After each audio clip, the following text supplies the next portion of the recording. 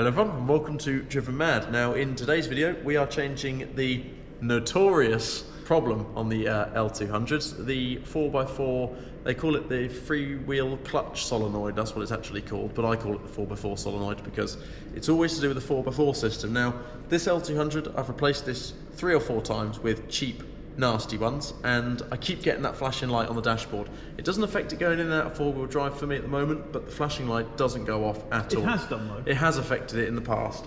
So if you haven't watched our previous video about this, after you've watched this one obviously, go and watch that one, where I explained the symptoms I had previously because it was different to now. But at the moment I've just got that flashing light and I'm fed up of changing them, so I've been down to Mitsubishi and I've forked out some serious wedge. How much was that? This was 170 euros. I normally have been paying 20, so this is a big investment for Murdoch. But it's got the Mitsubishi logo on, for one, and it's got greased plugs, so that's different. Other than that, it looks pretty much identical. But fingers crossed that it fixes the problem. So what we'll do is we'll go in, take it off. It's fairly straightforward. Where is it? It is there. You can see all these vacuum lines here. I can put an arrow on the screen if I need to, but you can see there that it's plugged in. So we've got just size 10s is all you're going to need to undo the 2 bolts holding this to the car, and the rest is just vacuum lines to pull off. So let's move into it. I'm going to start by taking a photo of it, so because there's a few vacuum lines that go on there, so I'm going to take a photo which I'll insert in so you can all see it as well if you're a bit stuck. I'm going to take a photo of mine there. We will begin by removing all of the vacuum lines. So unfortunately, Mr. Cameraman, you can't go around that side. We've got this little joiner here which has to be taken off. Now you can take it off the actual solenoid itself like that. So that's a little valve that only allows the air to travel one way. So make sure you put that back on the same way, like this. Then we've got another one attached to here, which I'm going to take off, like so, which goes on the bottom. And then we've got just 2 at the bottom of the solenoid here, which are connected left and right. So, one off. And the next one, this is a very tight spot to get to. Next one's off there. So they're all hanging down, you can see. And now we've just got these 2 which stay on the solenoid. Our new one's got these pipes on as well. So we'll get in our size 10 socket and undo the 2 10s, one on the left and right of the actual solenoid itself. Right, now this job, you definitely will skin your knuckles at some point because it's a very irritating job. You won't, no, you're right.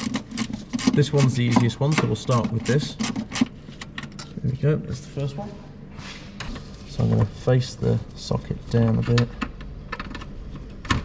Attempt to get that on there. There we go.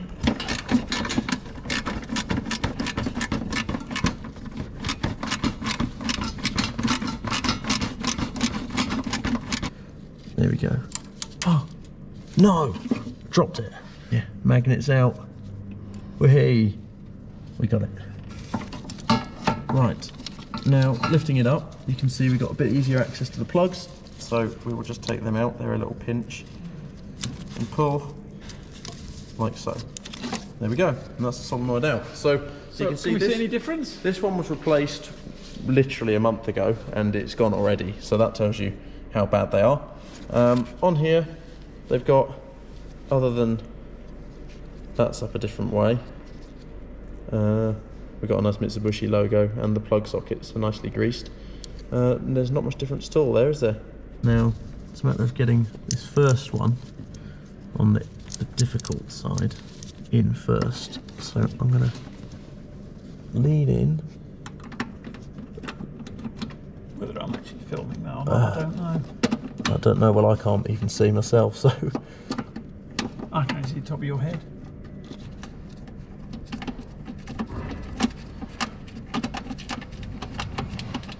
I'm going to use my extended socket.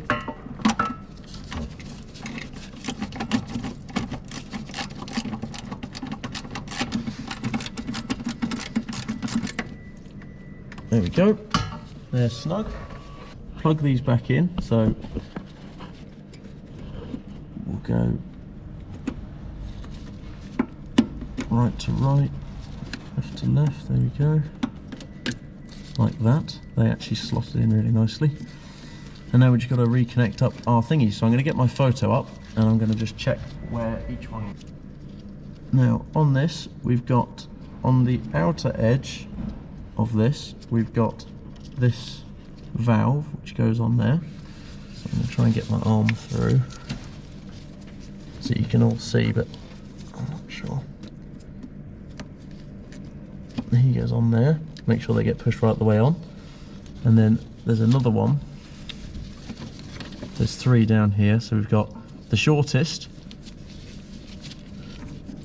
which goes on the next one in there. Right, that's there. And then we've got the next shortest one, goes closest, so this one, at the bottom. Make sure that they're pushed right the way on. And that one, the final one, on the end there. So there we go, we're fully plumbed back in. Now we'll just check that it works. Right, there we are. That sums up the video. The solenoid has been installed and all is well. The L200 has this problem every now and again with the solenoids going bad, so make sure when you replace it, check that out, check all the vacuum lines, and it could even be an actuator, but this is one of the most common problems as to why you've got a flashing light on your car. So hopefully you enjoyed the video, and hopefully it was some sort of help. Please give the video a like, comment and subscribe. Thanks for watching. See you in the next video.